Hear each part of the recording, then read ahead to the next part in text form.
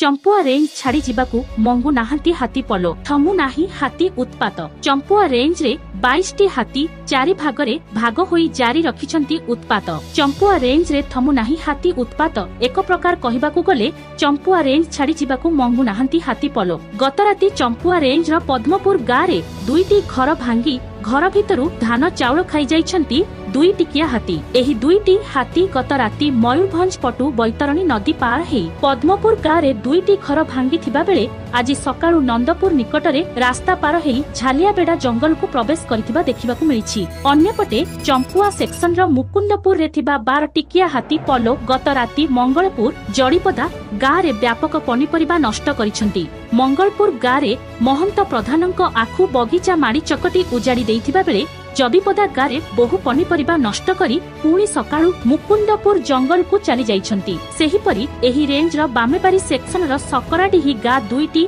ओ बालीबंध section रा चमकपुर गारे 6टी हाथी थिबा जणा पड़िछि। अन्यपटे उखुंडा सेक्शन रा काटुलीकना गारे दीर्घ दिन धरी आतंक जारी रखिथिबा 17 हाथी आज सकाळु बैतरणी नदी पारी होई मयूरभंज को चली जाइछंती। वन विभाग चेष्टा सत्वे हाथी पलो चंपुआ रेंज छाडु नथिबारु साधारण रे असंतोष मध्य देखा देउछि। केन्दुझर चंपुआरु प्रदीप कुमार महांतंक रिपोर्ट एसटीवी न्यूज ओडिशा 24।